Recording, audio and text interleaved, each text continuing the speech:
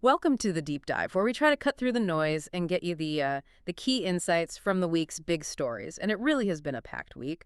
Lots happening with the economy, some fascinating tech stuff, and major shifts in business too.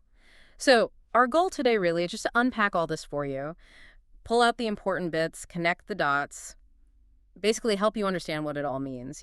For you, for the world. Let's dive in. Okay, let's start with the economy. There was some seemingly good news, right? The U.S. economy bounced back pretty strong in the second quarter. Yeah, grew at an annualized rate of 3%. That's way better than the last quarter's dip and actually beat expectations. Consumer confidence also ticked up. Right, that headline GDP number, 3%, it looks good on paper. But when you look under the hood a bit, there's some things to consider, like core GDP, that's real final sales to private domestic buyers. It strips out things like inventories that actually slowed down, slowest pace since late 2022, in fact. Okay, so the main number looks strong, but the underlying private demand might be a bit softer. Exactly. It raises the question, is this rebound really sustainable, or is it maybe masking some deeper issues we might see later on? And of course, a huge factor playing into all this is President Trump's trade policy. It's a real mixed bag, isn't it? We see some progress on trade deals, but then there's this looming August 1st deadline for a lot of those reciprocal tariffs.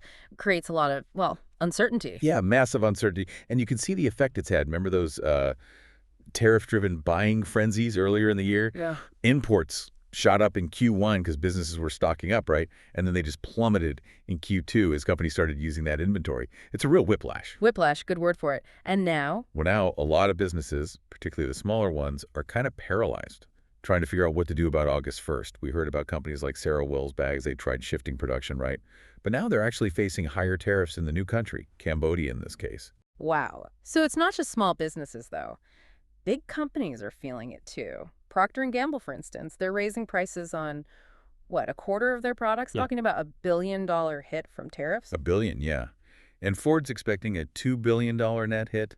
General Motors looking at maybe 4 to 5 billion. Even Adidas mentioned potentially 200 million euros in extra costs. These are huge numbers. They really are. And it's not just businesses feeling it directly. There's this other change. The administration ended the de minimis exemption for low-value packages. That kicks in August 29th. Ah, the rule that let cheap stuff come in duty-free under a certain value. Exactly. So this hits those ultra-cheap online retailers, the ones, and ultimately it means those costs might get passed on to, well, to you, the consumer. It just shows how wide these ripples spread. Okay, shifting gears a bit, but still on the economy. The Federal Reserve, they just held interest rates steady again. Fifth meeting in a row. Right. And this is despite, pretty constant calls from President Trump for them to cut rates aggressively. Yeah, which brings up that whole question about the Fed's independence, doesn't it? It really does. And what was really interesting this time was the dissent. Two governors, Waller and Bowman, actually voted for a rate cut. Two. That's unusual. Very. First time since 1993 you've had multiple governors dissent like that.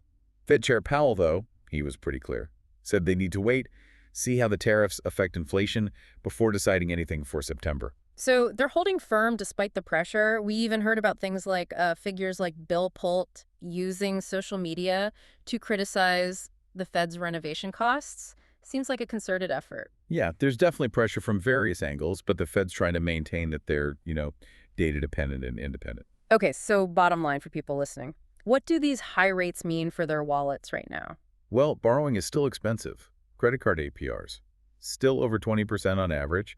Mortgages, 30-year fixed is around 6.8%. Car loans, new ones, average 7.3%. So yeah, borrowing costs are up there. But there's a flip side. There is for savers, those high-yield online savings accounts. Many are still offering over 4%.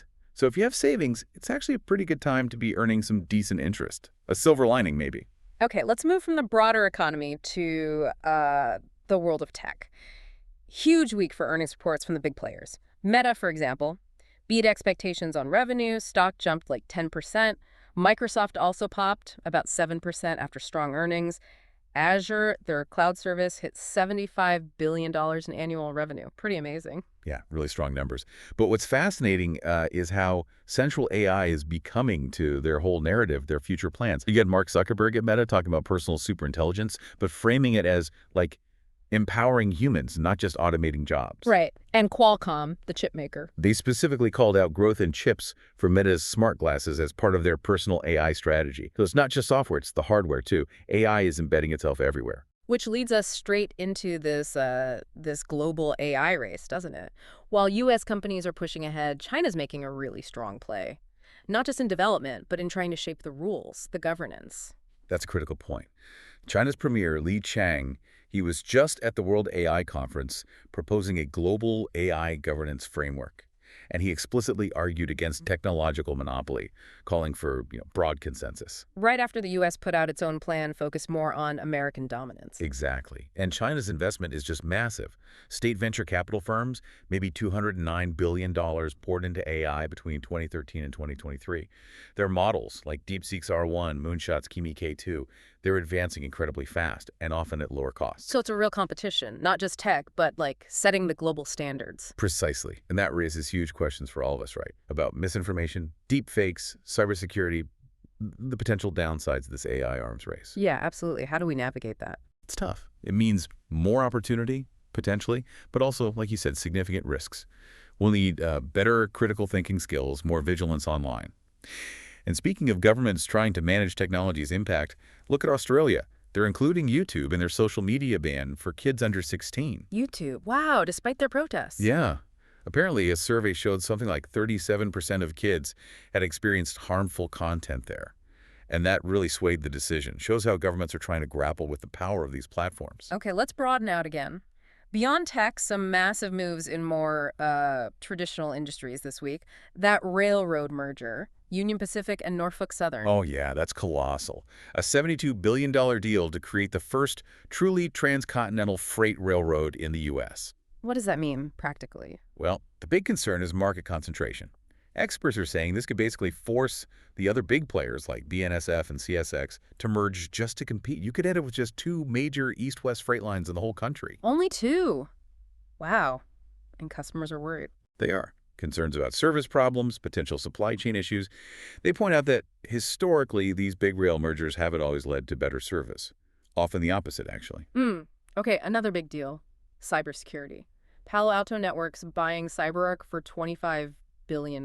Right. That's all about getting into identity security. And they specifically mentioned protecting against threats from agentic AI. Agentic AI, what's that exactly? Think of AI systems that can act on their own, autonomously, to achieve goals, not just follow programmed steps. So securing who or what is accessing systems becomes even more critical when the threat itself might be an intelligent agent. Makes sense. And quickly, in airlines, that United JetBlue partnership, the Blue Sky thing, that got approved. It did. Gives United access to those valuable JFK slots, allows mileage sharing. Spirit Airlines tried to block it, arguing it was anti-competitive, but the deal's going ahead. Okay, and media. Another huge merger finalized. Paramount and Skydance. $8 billion. And this one comes with some pretty specific reported plans, right? Getting rid of DEI initiatives and putting an ombudsman at CBS News. Yeah, those reports are definitely raising eyebrows. Yeah. The ombudsman role in particular. An ombudsman is supposed to be like an independent investigator for complaints. But inside CBS News, apparently some people are calling it a hall monitor, worried about editorial independence, especially given, past controversies around Trump coverage. It's a flashpoint for sure. Yeah, watching how that plays out will be interesting. Okay, let's bring it down to some things hitting closer to home. IHOP with $100 pancakes. Yeah, the Lux Dubai chocolate pancakes. It's definitely a stunt, playing out that viral TikTok trend. Trying to get some buzz, I guess. Totally.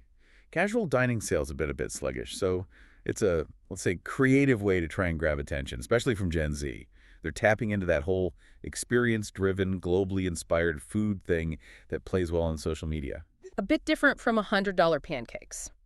On a much more serious note, the Labor Department suddenly cut funding for that Senior Community Service Employment Program. Yeah, that's SCSEP. It helps thousands of low-income seniors get back into the workforce. Organizations like Goodwill, Easter Seals, they rely on that funding. Now they're having to furlough staff, and the participants lose that support. That's rough. It really is. And it raises serious questions about the safety net, especially when you see these cuts happening alongside proposed reductions to things like Medicaid and SNAP. These are people who want to work, to contribute. Yeah, really tough timing. We also saw some sobering new numbers on retirement healthcare costs. Frighteningly high, yeah. Fidelity estimates a 65-year-old retiring next year needs to plan for around $172,500 on average, just for healthcare expenses in retirement. And that doesn't even include long-term care. Nope, excludes long-term care. And what's maybe even more worrying is that they found 1 in 5 people never even factor healthcare costs into their retirement planning. 1 in 5. Wow, that's a huge gap. It is. It really highlights how things like health savings accounts, HSAs, could be so important for people to bridge that gap if they can access them. And speaking of costs, housing, still incredibly expensive, especially in certain areas. Oh, yeah. San Jose, California is still the priciest metro area. Yeah. Median home price, over $1.6 million now. 1.6 million. And 5 of the top 10 most expensive markets, Mhm. all in California. It's just intense demand meeting really limited supply makes buying a home a massive hurdle for so many people. Yeah, affordability is just... Wow. Okay, finally, let's touch on safety. A really tragic shooting in a New York City office building this week. It's raising questions again for businesses about, how do you keep your employees safe from violent incidents like that? It's a terrible situation, and it really highlights how corporate security threats are evolving. We saw the murder of that United Healthcare CEO last year, too. Security experts say, look, you can't guarantee 100% safety, obviously. But companies are definitely going to be reevaluating everything: physical security, maybe executive travel plans, the whole 9 yards. It's a growing concern. And another kind of safety net under threat: public broadcasting funding cuts. $1.1 billion potentially hitting the Corporation for Public Broadcasting. Yeah, And that has specific impacts, right? Especially for tribal radio stations in really remote areas. absolutely. Places like Alaska's North Slope, stations like KBRW, KYUK. Yeah. For many communities there, these stations are literally the only source of local news. Not just news, but cultural programming and, crucially, emergency alerts. In places with no roads, no reliable internet, these stations are lifelines. So cutting their funding could literally leave people in the dark during emergencies. That's the fear. Yeah, it could directly impact their ability to get life-saving information. It really shows how vital these seemingly small services can be, especially for isolated communities. Wow. Okay, so from global trade wars and Fed decisions down to pancake stunts and the vital role of remote radio stations, it's clear how interconnected everything is. Policies made in one place, innovations in another, they just ripple out and affect us in so many ways, don't they? They really do. It's a lot to track. It is. So maybe a final thought to leave everyone with. As we look ahead, AI is developing at lightning speed. Trade is constantly shifting. Basic services are under pressure. What role do you, listening right now, play in all this? How do you shape the information you trust, the economic realities you navigate? Maybe think about, what are you going to deep dive into next?